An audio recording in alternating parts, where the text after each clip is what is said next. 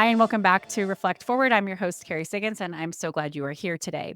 Today, my guest is Teresa Vozza. She is a certified executive coach and resilience trainer, and also a former CHRO, a chief human resources officer who had worked her way up in an organization and then burnt out. She had a big burnout story, and she shares that with us in the episode. And I just love this conversation because I do think that so often we maybe minimize burnout and we think that was like a 2020 issue. But the reality is that burnout is real. It is real every single day within our organizations. We absolutely have executives and managers and individual contributors who are feeling the stress of performing, getting things done, wanting to impress and climbing the corporate ladder, or just having too much work on their plate. And it really does affect people's overall well-being, which means that then they can't show up and be their best selves at work. So this is a really powerful episode, and I am so excited for you to meet her. She is wonderful, and I think you'll really enjoy this episode. So hang tight, and I will be right back with Teresa.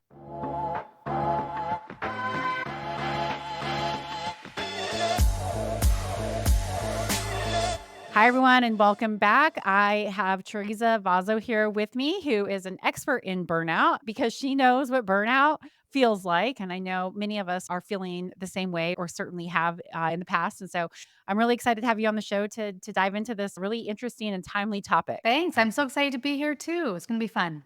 Wonderful. So, can you talk a little bit about what your coaching practice is? And then we'll dive into your burnout story, which helped set you on a new path. Yeah, thank you. Yeah, so my coaching practice is really working with executives at that director, VP and up level. And it's really doing one of two things. One, ensuring that there is a role alignment, that they're in the right roles that capitalize on their best skills. And two, putting them in a position to be free of stress, overwhelm, and burnout. So, giving them the practices, the self regulation tools and strategies, the mindsets, the ways of thinking, which now are very much about agility and adaptability, so that they can manage change in their company in a way that is sustainable and doesn't have them burning out or stressing out. So, it's really about creating happy leaders and not leaders who are always looking for the door. So that's a little bit what I Right. do. Yeah. Wonderful. Yeah. And maybe you could share your burnout story and how it led you to making the career shift and doing what you're doing now. Yeah, my burnout story, my goodness. So it was in 2015, and as you and I were sharing just quickly before we pressed record, so my background is as a chief HR officer. And in 2015, I was promoted to, at the time, VP of Human Resources for this large global entity. And I was really stressed about the role because we were acquiring two companies. So we were in the middle of merger and doing all the work that's required to bring two companies together. And I felt very uncertain of myself, quite honestly. I felt very unsure of myself. I felt the classic imposter syndrome. Do I know what I'm doing? Is this the right role for me? Why did I say yes? So I was going through a lot of emotional turmoil. It's what I would reference now as kind of like the silent work. It's like that silent burden of leadership that no one really talks about because it's not in a job description. So as I was navigating all of these different emotions, there was a time I was in a boardroom with my CEO and the chief medical officer at the time, and we were interviewing someone, and I started to feel very faint, and I started to feel like I was gonna panic. My heart was beating really fast. And as I got up, I noticed that I was feeling even more woozy. And I just all I remember saying is, "Excuse me, I need to step out for a moment." And then I kind of fell over onto a chair. That's what I remember. And it was at that time, it was like a blur of events happened. The ambulance was called. I remember the CEO just looking over top of me, thinking, "What is happening here to this person I just promoted?" And I was carried off in a stretcher. And it was very embarrassing because it was just new in the role and was in front of all my peers and colleagues. And long story short, when I got to the hospital, I was convinced I was having a heart attack. And I'll never forget the doctor's words, who, after running a battery of tests, said to me, "Teresa, you are not having a heart attack, but what you are is depleted, and you need to do something quick." And I remember, like, just that feeling in your body, like, you just shivers and, like, chills going down your body, and me just really realizing something had to give, that it couldn't keep going at this pace, and I went and saw my GP. She diagnosed me with burnout, and I didn't take any time off work. That was the interesting thing. I had too much pride. I was like, "No, I'm not taking time off work. I'll just take it easy." So I wish I could tell you that was, like, the aha moment. It was the beginning of an aha moment, but it took me many different falls up and down to get to a place where I finally was like, "Okay, I actually have to do something really differently to manage my burnout and enjoy leadership, because if I don't, then they hired the wrong person, because I would always be stressed out." So it was a real eye opener. What happened next? So you didn't take time off, but how did you recover from that, or at least somewhat recover enough to Yeah. be able to function at work? Yeah. So I would say the pivotal moment came for me when someone introduced me to a mindset coach. And at the time, I've never had a coach before. I mean, I understood it because I hired coaches for my company, but never really thought about it in terms of for myself. And so I hired a mindset coach, and she really started to help me unravel what I call now, and what use in my practice, conditioned tendencies. So these are the conditioned tendencies we have for how we work, how we think, how we move in the world, how we relate, how we interact. And so many of these tendencies of mine were conditioned from a very young age. So it wasn't therapy. Like, I wasn't going back and rehashing all of the different things in my life, although I have no problem with that. And I've actually done that work too. That was actually part of my burnout recovery, is realizing I needed to do some trauma-based therapy. So it was actually very good for me. But at the beginning, what started it was realizing that this wasn't something that was just who I was. It was conditioned in me from a very young age to believe and act and move through the world in a certain way. And so I started to create new belief structures. I started to challenge my assumptions, and that created tactical actions like creating boundaries, mental and emotional boundaries, but also work boundaries, because I have a long history of addiction in my family. And so behavioral addictions, substance addictions are all over the place. But for me, where it really came was overwork. I was a workaholic, and I found all my value in work and getting that type of esteem back from people in authority, like CEOs and board members and so on and so forth. So I really had to untangle this mess I had in my mind, that my worthiness was attached to work and to impressing authority figures. That was a big piece, and started everything for me. And so what was kind of the turning point? When did you decide I'm leaving and I'm going to go out on my own and, Yeah. and do something entirely different? Well, the good thing was it happened when I was really on that path of healing. So I Mhm. was feeling really good. I had the opportunity to create a coaching program within Allianz, the company I was working at. So I worked with a number of executive women and up and coming leaders. And I found such great reward in that practice. And then COVID-19 happened, and we were all forced in our homes, and our business was tanking because we were in insurance and no one was traveling. And so I decided I'm going to go back for my coaching certification. I was certified once before many years ago, but I was much too afraid at the time to start off on my own. So I wanted just to get recertified just to see what changed. And through that process, I really saw that I had a gift. I saw that I had a gift of being able to connect with people. My trauma background also enabled me to create more trauma informed coaching principles. So I was able to really work with men and women who also suffered from those conditioned tendencies like I did. And I started to just build a side hustle, a business that just kept growing. And then in 2020, I remember just saying to my boss, "Thank you so much for a great few years. I had a great CEO. I think it's time for me to go. I think that I'm really ready to start off and start on my own and create my second curve in life, if you will, and build my own business and really do what I love." Because I was starting to feel a little bit tired as well of the kind of corporate minutia, but I knew that I had a gift of being in front of people and being able to help them make an impact in their personal lives and professional lives. So that's what really started it. That was in 2020, and the business has been very successful since then, and I've been so, so grateful for that gift. Now, let's talk a little bit about the silent aspect of leadership Yeah. that struck a chord with me. Mhm. Can you tell me a little bit about Mhm. what you mean by that? Yeah, it's really refers to like that invisible work. It's what no one tells you when you're ascending into leadership. So here's a quick example. If you're moving from, say, director level to vice president, and your CEO says, "Hey, you need to really clean up department X because there's a lot of waste and projects are not coming in on time or on deadline." And you're new to leadership.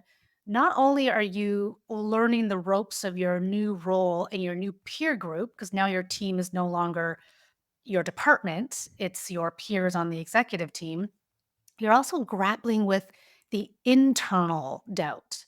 And so that silent burden or that invisible work would be things like dealing with imposter syndrome while you're ascending to a new role. It could be navigating conflict with colleagues who are really upset with you because you're coming in and trying to create change and making people accountable. So that creates a whole other dynamic that, again, isn't on a job description.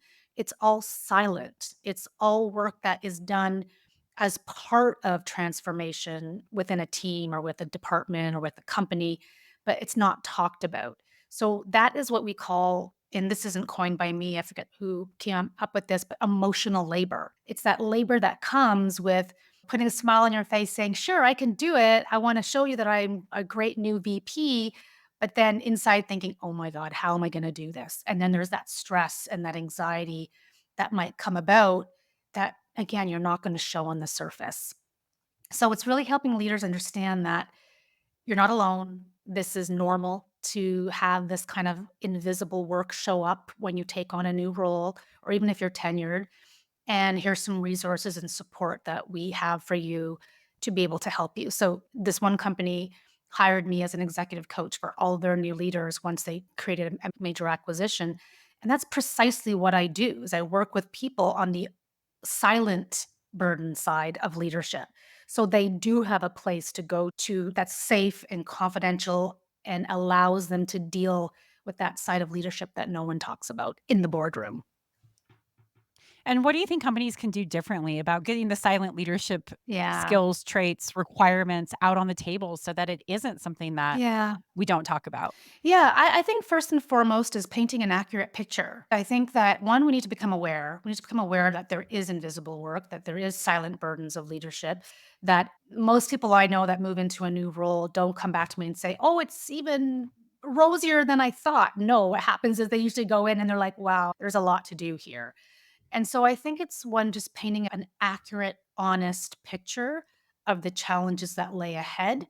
And I think one great thing a CEO can do, or a senior leader, is to state you are not alone. What problems you have, this person here to support you. You have that person there to support you. You may, if resources are plentiful, have an executive coach that'll have you work with so that you can work through some of these challenges for you in your first 90 days or your first 6 months. So there's lots of things that can be done, but I think first and foremost is not what we call smuggling in change management language, which is we're really ambiguous and we don't really paint the whole picture of what a transformation might look like. Instead, it's about saying, no, there are going to be challenges. This is what we see. There's probably others that we haven't seen. You're going to uncover them, but you are not alone. And here are three different ways that we can offer you support as you navigate these struggles. That, I think, would position a new leader or even a tenured leader who's struggling with a sense of emotional safety. And when emotional safety is there, they're usually your executives for life because they know that they're safe in that company and that they're supported throughout that journey, even when things get tough. Yeah, just thinking through the burnout from my perspective, being an achiever, it sounds very similar to you wanting to make sure that people know that they can rely on me and that I'm impressing, that I'm seen as a good leader. Yeah.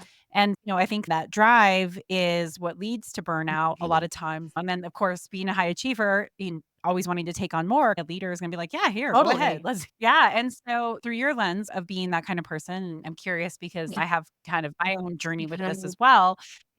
For those people who are really driven, really high achievers, what advice do you have Yeah. for them about how to maybe regulate Yeah. themselves in this Yeah, space? so good. I didn't coin this, I heard this, but I remember hearing it a long time ago and it so resonated, which is like the dark side of our DNA. So the dark Mhm. side of the high achiever DNA is that urgency, that impulsivity. It's like that ability to get things done and to do it spectacularly. I think first and foremost, there needs to be a case to be made to the high achiever that there is a dark side.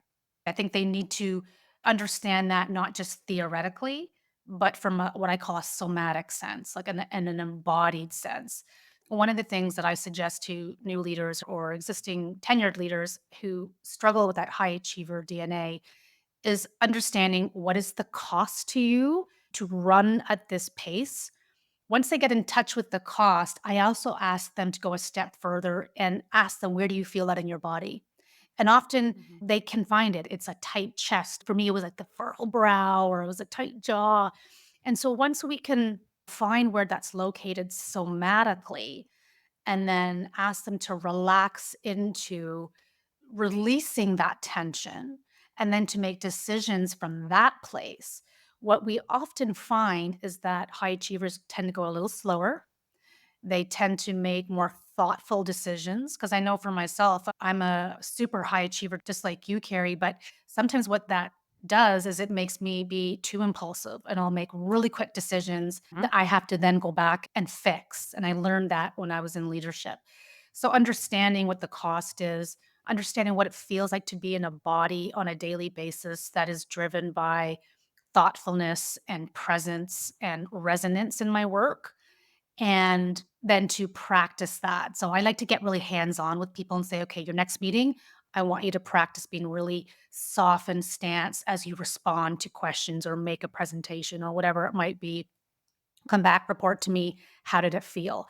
So it's really about number one, understand the cost and where does that cost live in your body? And then the third piece would be now go out and practice that one practice at a time, at a meeting, at a presentation, at a board call, whatever it is, and then start to integrate it so it becomes a new way of being and not just a one off.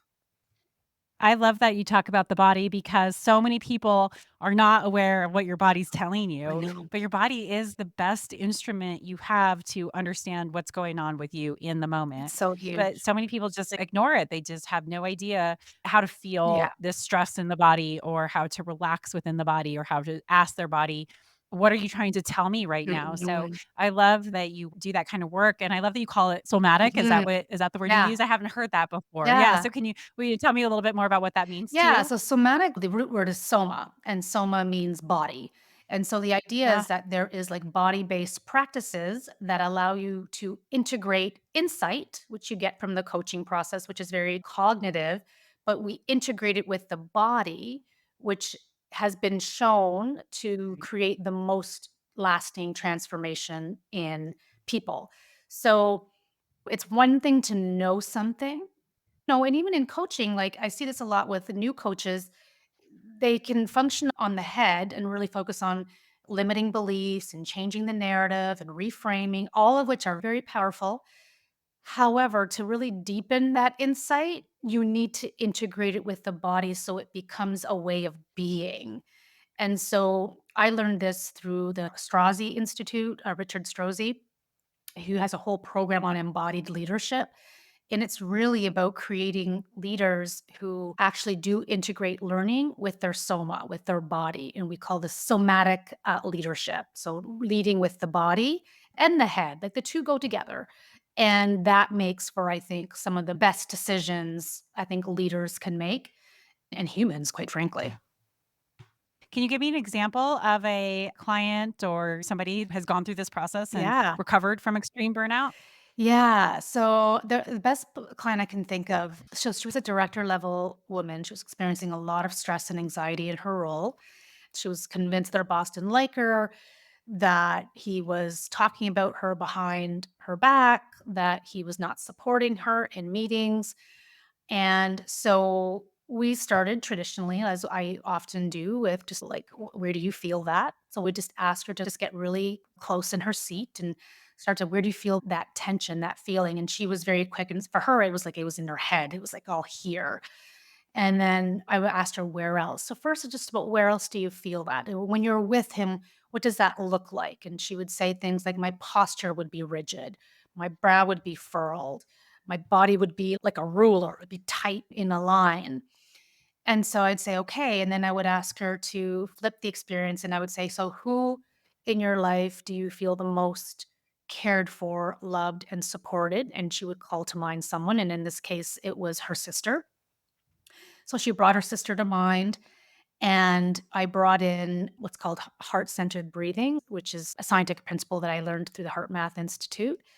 And I asked her to put her hand on her heart and to start to breathe in and out very slowly, calling to mind her sister. So she did that for a count of 5 or 10 breaths. This is over a number of sessions.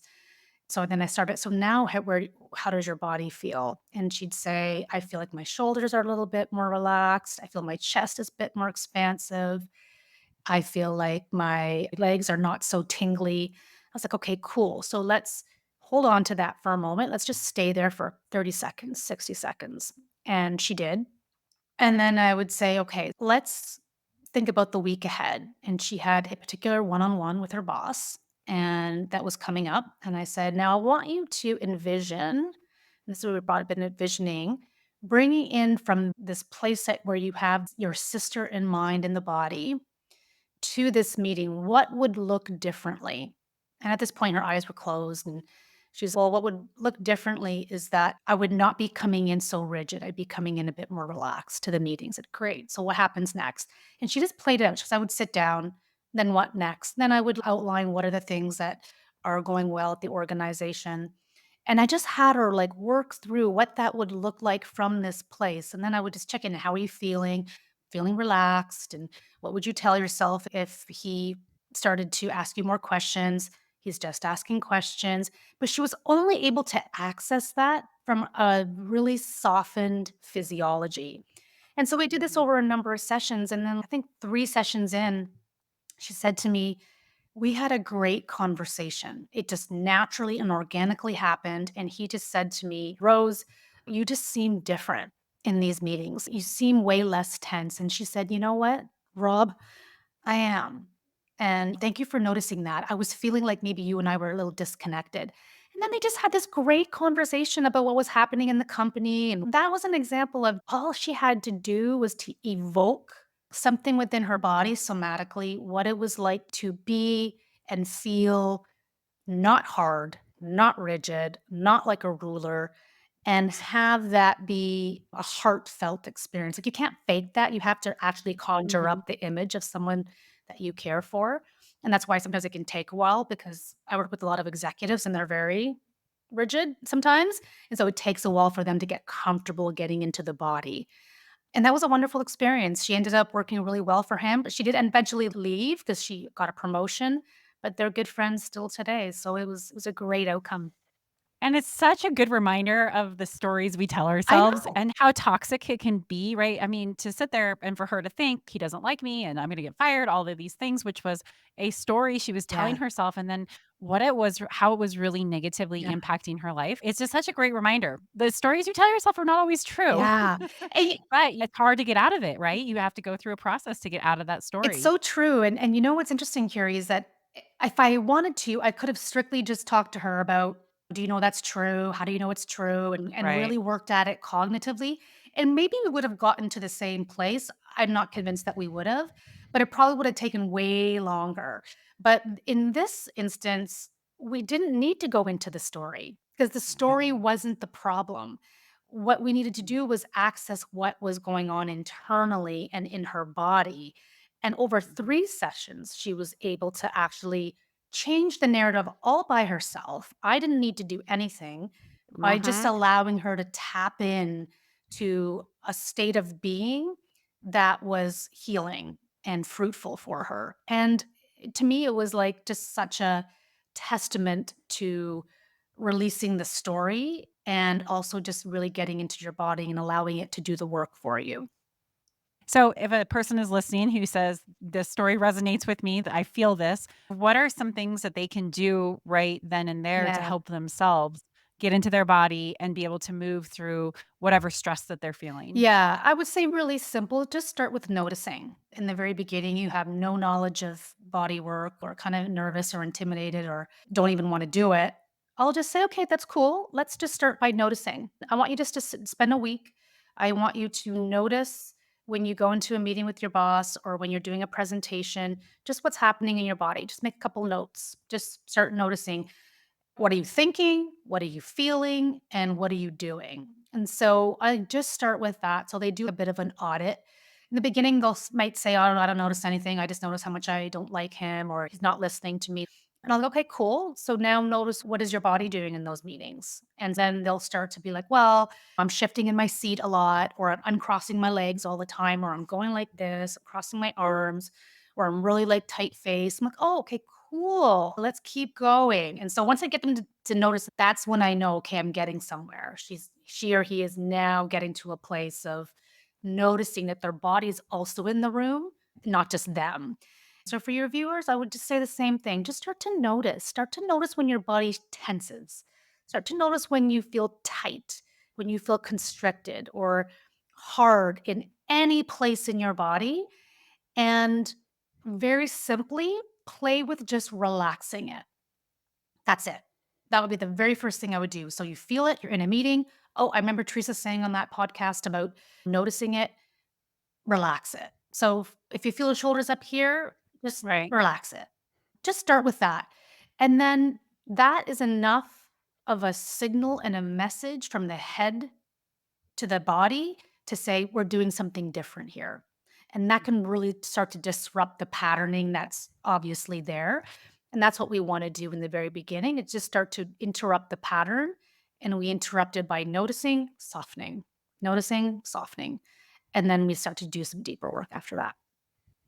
Yeah, whenever I feel myself getting anxious in a meeting or wanting to jump in or stressed, I think about my feet on the floor. Yeah. It's fun. That is a good way, like, right? Just, okay, my feet are on the floor. And then you just automatically relax a little bit Yeah. because you're putting yourself into the body, but it's also very real and tactile, right? Yeah. I can think about my feet on the floor right now. So it's just an easy way that, reminds me of very much of what you're talking with to be able to say, okay, Yeah.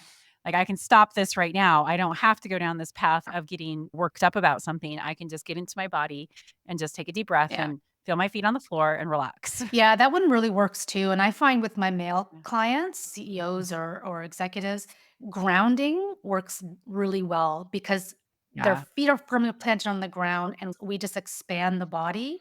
And that, for whatever reason, centering, grounding, aligning helps them show up and access different emotions and ways of talking that may not otherwise have been there. So I love that example. It's a really good one. Yeah, absolutely. What other advice do you have for a struggling VP executive, C-suiter when they're in burnout, but even more interesting before they get to it, Yeah. right? Because that's a really important thing is to recognize, ooh, I might be getting to this point and not getting to where you pass out or feel like you're having a heart attack. Yeah. Yeah, that's so important because I think the big burnout stories hit the news. Like my story was a big burnout story, but the truth Yeah. is it happened way before that. And it's all these micro examples of burnout. So I would say for VPs, for directors, anyone in a leadership role, start to notice irritations, start to notice when you check out, start to notice when you become apathetic, or for many of my clients, it begins with, I just don't care anymore. That's a big one. I just don't care anymore. I just don't. The truth is, they really do care. It's a defense mechanism that we put in place to protect us, and it's valid. But I think for existing leaders is just start to notice when you're checking out or starting to experiencing any one of those kind of beliefs or behaviors and just stop. Just pause in the day, pause in the moment that you're in and do something totally different. And I think that too is it's all about interrupting the pattern.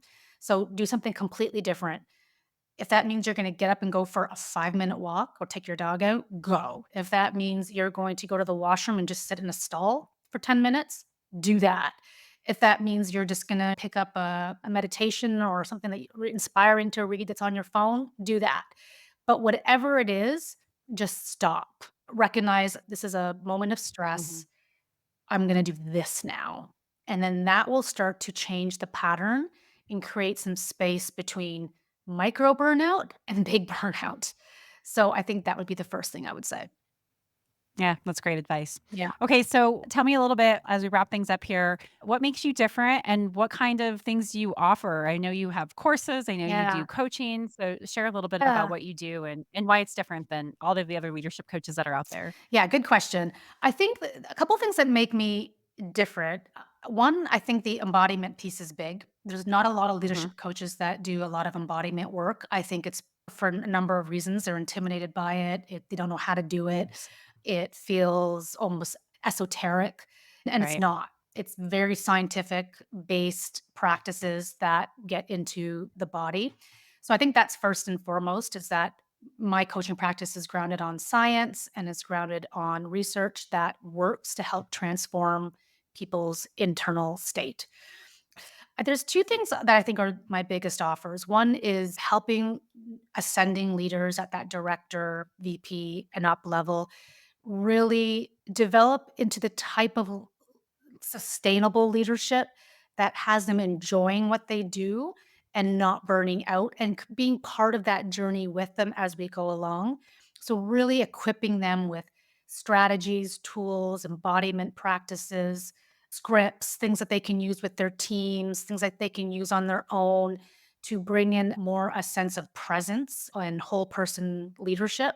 So, I think that's the number one thing. I do that through usually customized programs, but also leadership coaching in groups. I do that a lot with teams. And the second one would be private, very private, bespoke, customized one to one work that's very much geared to the particular client and what they're challenging as well. I often find that because my work is so much in the embodiment side, I don't need to work with them for 6 or 12 months. We can get a lot of impact in 6 or 12 sessions. So there's also that appealing nature to really busy executives that feel like I don't know if I want to work with someone for 6 months or 12 months, but I Mhm. would really love to work with someone for maybe 6 sessions and experience this piece for myself. So that would be more of the private one-to-one work.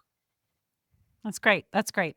And how can people find you? Yeah, super easy. They can just go to my website, teresavozza.ca. I'm really active on LinkedIn. I'm not on Instagram. So LinkedIn is my home. They can get in touch with me there. And I'm pretty active and responsive there as well. Great. I'll include all those in the show notes. Okay, final question. Yeah. That's my signature question. The name of this podcast is Reflect Forward. What does Reflect Forward mean to you? Yeah, I love this question. I think reflect forward means what do I want to be known for? I always think about that with my children. I think about that as a businesswoman. I think about that as a friend and as a wife. What do I want to be known for in 6 months from now, in 12 months from now, in 5 years from now? I'm very inspired by thinking about how my kids will describe me going back and how clients will describe me looking back. So that's what I think about. I love that. Yeah. Yeah. Teresa, this has been so much fun to have you on the show. I got all kinds of great advice. Being in the C-suite, it's a stressful job and you got to manage it carefully. And so I really appreciate your insights. I will be taking some of it to heart and putting it into practice. Awesome. Well, thank you so much for having me. It's been a great deal of fun. Thank you. All right, hang tight, everyone. I'll be right back.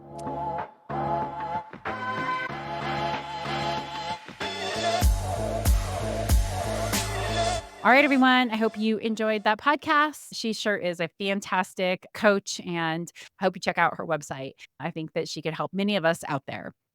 So, with that, I will leave you for your day. If you like this podcast, please share it with a friend, write a review, subscribe to it on your favorite podcast platform or on YouTube. It helps with the algorithms and it gets these amazing stories for people like Teresa out there to the world. So, thanks so much, and we'll see you next week.